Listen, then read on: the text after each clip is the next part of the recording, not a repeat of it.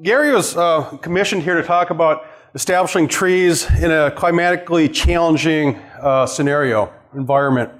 And now I don't care if a person believes in the science of the climate is changing or not. Okay, I don't work in that area, but I do trust science. Okay, I trust my science colleagues that work in the area. And for their evidence, and you heard a lot of it, that yeah, we've got data that says things are changing, and we can either deny it or go ahead and work with it. And I can tell you this much, I work with enough academics and scientists. I don't think there could be enough people in the science world having conspiracy together. In the academic world, we can't agree on some things at the very minimum level. So nonetheless, you've seen evidence like this, that you could go for some particular year, that we have a general warming trend, that we have to think about how our plants are going to have to actually cope with this. We could have locations that we actually already kind of droughty-like, that we have plants in a very impervious surface, concrete, asphalt. What are they doing? It's thermal mass. You heard that from Dave this morning, that you've got this lower period of, or this delay of cooling down in the afternoon and the evening, because you have all this thermal mass. I have a house that we built that it's a lot of plaster walls, holds a lot of thermal mass, so it actually is really comfortable. But in a situation like this, the plants have to either be able to adapt or tolerate these conditions of increased thermal mass. You have data like this. The red and the yellow are records on a particular time period for above average minimum and maximum temperatures. There's other parts of the country actually set records for the low temperatures. Okay, so these things happen on a regular basis, but certainly there's a lot of records set for high temperatures minimum, or excuse me, for the maximum and average temperature for the day. Now plants certainly can adapt and tolerate moisture stress. They do it their whole lives. I spent my master's work at the University of Illinois withholding water from sugar maple trees. You can get away with doing that, and people usually don't complain. But what I would do is I'd look at how these different sugar maple ecotypes responded to moisture stress. Okay, and one thing plants do is they have a siesta every day. They actually will have a period where diurnally it's dry. They shut their stomates up. Sugar maple's kind of the poster child. They'll shut the stomates up to do what? Minimize losing water. Well, what happens when you start getting greater extremes? They're shut for greater periods of time. What are they not doing?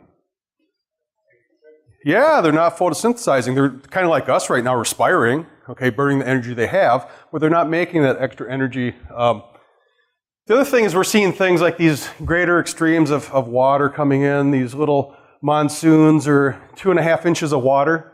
If it's during an afternoon into the next day, not a big deal. But if it's in an hour time period like this seen from Minneapolis, not a good situation, okay? Where does that water go? Well, obviously it ends up someplace. It's not staying on site, so sometimes you can be misled. You'll see statistics that say, hey, we're above average for precipitation. But if you're like we were in Stevens Point 3 years ago, we had 9 inches of rain over a 6-hour time period, and it was insane. I teach dendrology. I was with my class at a site that the week before, it had to have a 9-foot change in elevation of water on the Wisconsin River, because I'm seeing debris above my head in the tree canopies. And it was just but in like a 2-day time period, all that water did get down the Wisconsin River. Quite amazing. But we have to deal with these things, or the trees do. More, above average precipitation from a drought-like environment. And you can see these statistics. They're really easy to get these days online if you're really curious about the stuff. A particular region, how are you doing in a particular time period, so you can make maybe some planning inferences in the short-term period. Then you get things like 2012. It was dry here, wasn't it? Okay, it was so dry back on our farm that there was a neighbor who decided to go back in a swamp area that had not been mowed for hay since 1988. He could get back there 2012. He's hit a little rock with his hay bind. Next thing you know, we have the Bear Creek almost on fire. Fortunately, we got the fire out before it got to our farm. But nonetheless, you've got trees that may have made it through the summer and then maybe died during the winter. But certainly, can you prevent catastrophic drought-like events like this? No, they're actually quite normal. But we're going to talk about more normal things. We obviously, from a planning perspective, can design things that create drought-like situations. Okay, a parking lot area, and now we can make plant selections perhaps to tolerate this. We'll talk about some strategies on what we can do from a soil perspective, and maybe give greater water storage capacity to help overcome some of these drought-like conditions. We can design things where we have a small area for water to actually infiltrate in. So we've got a lot of impervious surface. We can easily design something like this, or we can design something that's more friendly for the culturing and growing of a plant. We've got, evidence of, in the Midwest at least, more frequent wind environments. Okay, are you experiencing that in the Chicago area? I know you're the windy city. Okay, but are you getting windier? Okay, so these storms that you have to actually deal with, where you get trees at 30 miles an hour, you're not taking down sound trees, you're taking trees that are structurally misfits. So that's some strategies we can maybe use from that aspect. When you start getting winds above 65, 70 miles an hour, that's when you start getting more catastrophic breakage of even sound plant material. But these are things we have to deal with. Deal with sidewalks being lifted. We'll talk a little bit later on about a study in Minneapolis where sidewalks were lifted and the implications of actually the windstorm and the repair of sidewalks from a tree root severing during sidewalk construction. And certainly trees that are set up are prone for failure. Okay, Gary has done a great job of actually collecting data in the Midwest, specifically Minneapolis area. And he has a group of people, tree care advisors. He calls them his Jolly Volleys. And actually, after a storm, these tree care advisors, and they've got a standard set protocol of collecting information, they'll go out and say why this tree failed. And what they found was about 84% of tree failures after storms in Minnesota were pre-existing defects. Included bark, decay, root problems, etc. So, we could sit here and go, yeah, we're all doomed and gloomed and go back to lunch. Maybe finish up the dessert that's left. Or we can say, what are some strategies as managers we can actually do to overcome some of these things that more than likely we're going to have to face during our career. Or maybe your late career, you can say, I'm going to retire next year, don't have to deal with it. If you're younger, you're going, this is the next 30 years of my life, okay? But nonetheless, something as simple as watering trees, okay? We often talk about amendments for soil. To me, the number one amendment, water, okay? How many of you are like me as a kid? You're working for a nursery, okay, or a municipality, and you're on the water hose team, okay? Super important job. I remember going back to City of Bloomington, Minnesota a couple years ago and looking at the trees I saved during the drought of '88, okay? Because my job was for $5.75 an hour water trees, okay? And so right here, here's a little device, holds about 4.5 gallons of water. For a 2-inch caliper, 3-inch caliper tree, enough. We'll talk about dosage and frequency, but here's just a little device, okay? I'm sure you know Ed Gilman. Ed has a great paper where they actually looked at the cost of watering trees for establishment versus the or the cost of not watering trees. What do you think they found out? Watering is cheaper, less expensive overall than not watering. Why? Plant mortality. With one exception, okay? If you're a nursery grower, you rip, prune, bald, and burlap trees. And why do you do that? You increase the fibrosity of the root system. That was the only treatment that they found that if you did not water the trees, it was actually cheaper. Otherwise, all the other scenarios is actually more expensive to replace and replant the trees that died just from the simple aspect of not watering. A lot of different ways. How many use gator bags? Okay, and I think there's other, I won't call them knockoffs, but other versions of the gator bag. And their whole device is filled full of water, so you decrease the element of actual cost of getting to that site. Fill them with a lot of water and they slowly trickle. Okay, you can use polyethylene tubing, put a hole in it and use one of those little spaghetti tubes like you have right here. Or maybe another, how many of you have a lot of baling rope laying around? I do, I have a sheep farm. Okay, you can actually, what you can do is, I found a nursery guy that taught me this. They just put a hole in rather than put these little spaghetti tubes which seem to get chewed up by rabbits and kind of moved away. Put a little piece of sessile twine around that little hole. That's a wicking agent, so that actually will cause the water when it comes out of that hole to actually fall at that location. So that's the cheap MacGyver trick of the day. You'll get spots where maybe from a maintenance perspective, some are more difficult than others. Okay, I can't tell you how much irrigation may be needed if you want to actually grow vegetation on this little median versus here, but which site would actually probably be an area you'd have to put more intensive care from a sustainable basis for water.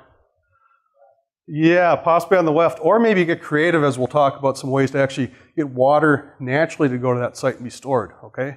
But typically if this is elevated, this is an area that we may have to actually have irrigation in. One other downside, what happens when you irrigate and you stop and you get a nasty drought? Oh man, I've seen so many places like this around Stevens Point where budgets got tight, so they quit pampering the landscapes that were pampered. Those trees were acclimated for really nice conditions, and next thing they shut the spigot off. You see massive tree decline and death of some established trees. So it's not a thing you can just turn on the spigot and then forget about it later on. It's one of these commitments you have to ask about. From a mulching perspective, the one on the right is great. No, it's architectural mulching. But the whole idea of mulch is what? Is this actually creating a cooler environment underneath? It's probably cooler. Is it holding water? No, it's running away. Is it damaging the stem potentially? Yeah, but obviously mulch can reduce maybe 30% of the loss of water from an evaporation perspective. One thing though is when you're watering a tree with mulch like this, can you just put short doses, small amounts? Actually, some of the evidence that's out there says that can be actually worse because all you're doing is watering the mulch and it's not getting to the soil. And so a heavier dosage of water to make sure it penetrates that impervious, not impervious, but that little discontinuity of mulch, different texture than the soil. So you have to saturate that before it gets into the soil. So what's the cost of some of this stuff? Okay. Now, if you want to water a tree during a dry period adequately, now this is some calculations that Gary came up with. A 30-inch DBH tree, you could do it for about $550 per season.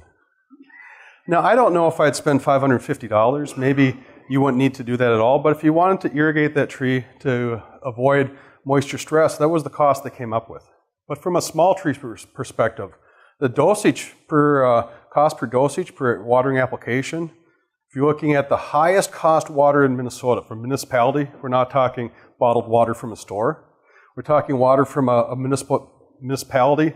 It's about 2 cents per tree per application. It doesn't include labor, okay? But nonetheless, from the water cost perspective, very, very inexpensive. What are some other ways we can actually deal with this? And you heard this from Peter yesterday, if you were here for Peter McDonough, okay? These silvacells. Now, the cost of these things, have any of you ever installed one of these systems? They are quite expensive, okay? Could you actually get all the environmental benefits from a tree to cover the cost of a silvacell system or some engineered system? Likely not. But they're actually, from a stormwater management perspective, it's a wash compared to this or shipping it off site and treating it at a wastewater treatment site. And so actually from that perspective, you're dealing with stormwater. Now you have a spot to store water and you have a spot that has soil volume for trees. So that's a bonus. Okay, but if you're just going in here and selling this as an idea for a great tree planting site and you're trying to justify it from economics, good luck. But if you're saying, I'm going to double dip on this system, I got a spot for a tree, but my main solution is stormwater, which I don't know of any municipalities that are not, don't have to deal with stormwater management, okay, across the country. Even from a forestry perspective in the rural settings, we have to deal with stormwater. I don't know if any of you actually deal with rural forestry situations. We have to actually get permits now for how we're doing our logging operations to make sure that we're dealing with stormwater on a site for good reasons, okay? And so we've got this silvacell system, and you know, it's all engineering. You have to come up, know what you're doing. Peter gave some great examples. And probably a great example Peter gave yesterday was another benefit of these systems, is you're treating the water and keeping dirty water on site. I told Peter afterwards, I said, hey, that was something I never really thought of before. I tell my students that you can't use trees to solve stormwater issues, okay? You can use them to actually hold a lot of typical rainfalls, 1/10 of an inch on site. But I never thought of the dirty water component. And so you're actually holding a lot of that dirty water on site. And when you're shipping water through some of the distribution systems off-site, it's a cleaner system, okay? So better for our environment that way. But suitable some sort of engineered soil, and there's so many recipes out there. I won't get into the dynamics of the types to use, but certainly it's an engineered type soil to hold water on a site, but also give an oxygenated environment for trees to grow. A lot of surfaces you can put on the top. Some sort of pervious system, obviously, is needed for the water to infiltrate. So walking up to the Thornhill building here today, I'm looking at the pavement. I don't know why. I was just looking at the bricks and looking at the spacing. I suspect that that system actually would allow water to infiltrate very well. Okay, I was a little disappointed when I found out yesterday the beer bottle trail was gone. Yeah, what was the reason for that? The polyurethane glue or whatever. Didn't work? Yeah, well, the ultraviolet light was breaking down. Oh, that's too bad. Okay, that was kind of cool. I saw that at the ISA conference here a few years ago. I saw some PBR bottles in there. That's a Wisconsin beer. So anyways, the type of system you use on top is, you know, it's variable. The whole idea, though, is to get water to stay on the site, okay? Then maybe you put a Neenah Foundry grate in there and everybody's happy. So this is actually You know, another nice thing about these sites when you design them, yeah, they can hold stormwater, but what do you have in this situation here? What are you creating? It's a place for people. Okay, this is actually Charlotte, North Carolina. I was there about a week and a half ago, and the Partners Conference, or maybe it was last week, I forget. But nonetheless, this is a little pocket park. Okay, this is a little place. When we were there for probably 5 minutes, there was well over 100 people that somehow would walk through this little location. Some would sit on a park bench, watch the waterfall that's supposed to replicate some of the natural environments from the North Carolina mountainous regions. But nonetheless, you're building a place for people. Other things, resin bond aggregates. And obviously it's more than just putting some sort of resin. You have to think about UV lights, as we just heard. Well, what are you ultimately doing? Keeping water on site. Keeping water on site so when you have those drought-like conditions, below average precipitation, okay, maybe you have a storage system in there because you're collecting a lot of water on site. Okay, so better for the plant overall. Pervious concrete. Okay, I remember learning about things like this years ago, and the best thing since sliced bread. And then you find out it doesn't work in all situations. Okay, have you ever used pervious concrete before? Now, what's the downside of this in our climate if you use sand in the wintertime for ice? Yeah, you can fill it up so it becomes more impervious-like. And so it's just from a maintenance aspect, you have to think about it's an engineered system to allow water to infiltrate, but you have to think about your entire system of how you operate on a piece of land. And so it wouldn't work here. Probably would work pretty well down Dallas, okay, because I don't think they have to deal with the icing salts. And it works pretty well? Okay, and that's the key thing there is you have to think about the system as a whole. Correct.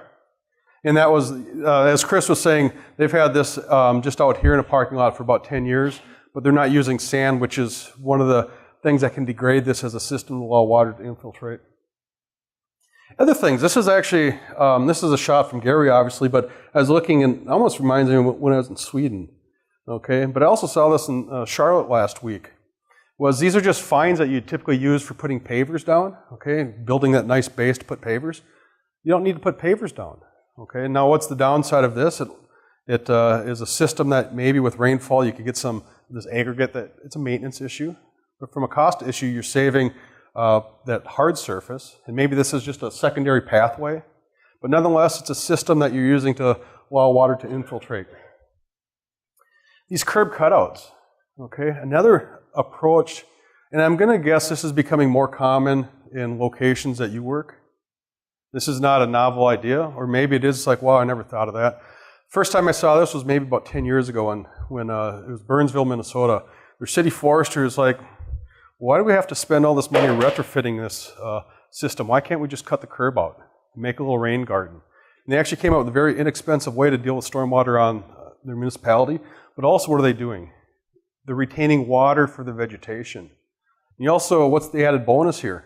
I mean, it's pretty inexpensive to get a concrete saw to cut that curb. Now, you obviously have to have elevation at your advantage. If the curb is up here and the water goes this way, it won't work unless you collect it and use a sump pump to put it back up here. Okay, so you obviously have to use the laws of physics to your advantage, but nonetheless, a way to keep water in sight, and as Peter pointed yesterday, dirty water is being kept on site. So, some of the challenges, okay? Now, Gary Watson, have you ever seen root systems like this? Okay, this was a study 5 years ago, and the study was, here's a container-grown tree, nothing done to it, okay? Except plant it and let it grow for 5 years. Here's the old system that I was trained on. You take a utility knife or some system to slice and dice the root system, okay? And the whole idea was you sever the root system and all is well. If you think about it, if you cut a root system, what direction does it grow? In the same direction that it was growing. So if you have a root like this and you slice it, okay, the root's still going to grow tangential to that tree, okay? And so if the stem's above ground, it's usually not an issue for girdling the stem, but you do have some defect, and maybe you create a root system where it's to the disadvantage for acclimation of water later on in life. This is a new technique called boxing or shaving. And here's where science is kind of cool sometimes. Gary Johnson, the University of Minnesota, and Ed Gilman, the University of Florida, independently came up with, well, what if we just like shave or take the root system off the outer periphery? And so you're cutting that circling part so the root radiates away from the stem. So getting back to this first picture here, that's what this is 5 years after using that boxing or shaving. So if you ever wondered what a root system looks like, doing nothing, slicing, or shaving, that's what it looks like. Okay, you always want to use your friend's saw when you shave. Okay, you could use a shovel. The thing is, you can buy and actually you can use a saw for quite some time. A new way that I would suggest using is you could use a reciprocating saw. Okay, and there's actually a really coarse blade that you can buy to put on a reciprocating saw to actually do the same thing, and you actually do it quite quickly. And so it ultimately looks like this. Now, if you're a homeowner and someone comes out to your site and you're installing plants for them, how do you think they're going to treat you? It's like you're out there with a saw going, you don't have to do this on the site. Could you do this back at the shop? Okay, put it back in the container. Okay, so, or the communication with the client, but I'd still say, I'd shake my head, no, why don't you give me the plant that's not defective to begin with? And so to avoid that whole communication, the survival rate from these studies has been phenomenal. Okay, they've had great survival, no different than doing nothing. Okay, so from that aspect, okay, it hasn't affected the survivability at all, and ultimately what do you end up with? Okay, this is actually, I believe, 5 weeks, yeah, it says it right there, 5 weeks after doing that treatment of the root growth radiating away from that plant. Okay, and so yeah, 5 weeks after the effect of doing that, you have nice new growth of roots away from that plant. A lot of containers out there. I'm going to speculate you're at the mecca for root research here at the Morton, that you've seen some of these systems.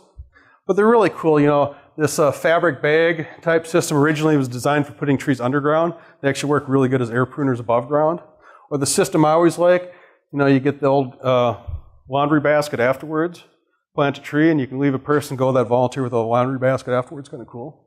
Nonetheless, conventional containers versus air root pruning. Okay? So obviously the root system looks much different from the aspect of radiating away from the plant to create something that's better off. So deep planting, don't do it. Why? Stability issues, roots coming up to the surface, causing issues later on with deformations. How do you find out? Okay? The system I was using when I was a youngster is you just dig until you get down to that root system coming off the stem. Or if you ever use surveyor stakes, do you use that technique? Where you just go down. Last week, or actually early October, late October, we're doing a planting an air excavation demo outside of Madison. And so the day before, we're kind of prepping the site, and we're trying to figure where the root system, how deep we're on all these trees planted about 10 years ago. We got about this far away from the stem on a lot of trees. We kept hitting this, and we figured it was a containerized tree. Yeah, the Dane County Parks had records. These are all container grown trees that were planted about 10 years earlier. And you could actually, with that little surveyor stake, like something wasn't quite right. Yeah, they're container grown trees. But nonetheless, correcting it and using that surveyor stake to go down to see how far you have to go in the soil. Maybe it's 3 inches, maybe 4, to correct that defect when you're at planting. Okay? If you use the Missouri gravel bed system that Chris Starbuck uses, another great way of creating a nice plantable tree that is great for establishing after planting. That actually is a nursery from Minnesota that actually grows and sells trees using the Missouri gravel bed system. Is that used by anybody in the Chicago area that you know of? It's a great way for municipalities to buy bare root and actually extend the season for planting. And so maybe you have a 2-week period in July where you're not mowing and you can plant trees. Dealing with compacted sites, okay? So creating a site that's amenable for culturing that tree. And the bottom line is, obviously these are standard arboricultural practices, but they become more and more important to make sure you don't screw this part up, dealing with a time where you may have to deal with weather extremes later on in the life of a plant. How do you deal with a situation like this at the site? This is simple policy and planning. Okay, we know we can create a site that is very compromised for growing a tree. Okay, a 3-foot curb to sidewalk, certainly growing a large caliper tree or a silver maple, probably not a good idea. That's an issue. So how do you deal with something like that? Well, you just cut the roots, right? Or maybe later on you say, well, we'll just pick them up when they fall over. Or you say, well, maybe we create a growable environment. It's about 8 feet, okay? Maybe you don't have 8 feet, but if you can have 8 feet or greater, You're not going to have sidewalk lifting when you do construction of infrastructure. You're not going to have the damage compared to no construction. And you also are going to have a situation where you have a greater tree lawn for growing that tree. That's just a policy deal, okay? Or going around the system. Or saying I'm not going to remove the sidewalk. In the Minnesota area, same thing, Stevens Point, it'd be about $75 to shave off that trip and fall claim rather than replacing the sidewalk. And you can get about 8 years before you have to go back and do that treatment. So you're seeing this as a more common option for trees to minimize trees falling during storms. Just on the home stretch, common arboricultural practice, now is not the time to correct a defect. Or maybe at a young life of the tree, you don't have the option to correct some of those defects so you don't get the arching, going for a sidewalk or a cool thing for kids to play, kind of obstacle course for a car. Okay? And so maybe you have trees like hackberry, great tree for in climatically changing environments. Okay?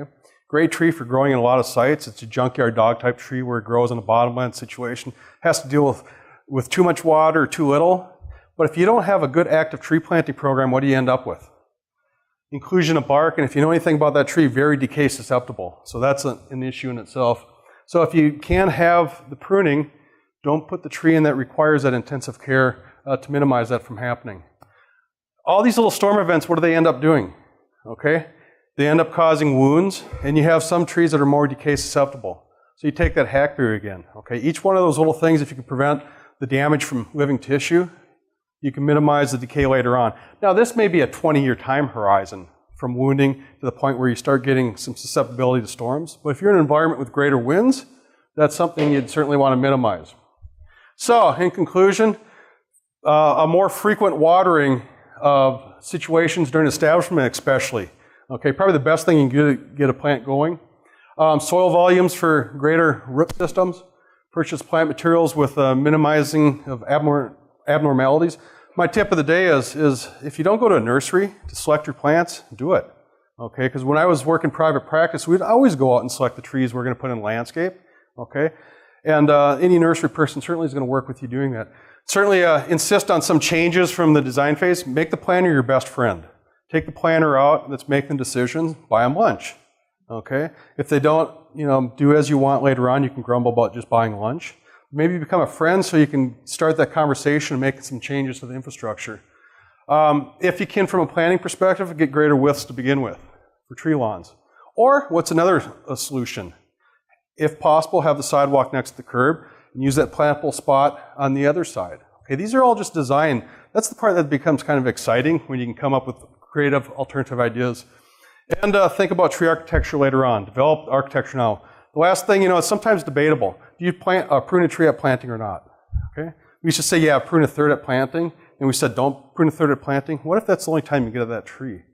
Okay, so those judgment type calls where maybe if you aren't able for whatever reason to do a pampering of that tree for architectural through its early adolescent time period and juvenile stage, think about it at planting. So I thank you for being Gary for the day. And I'll give him a round of applause from your behalf. So thanks.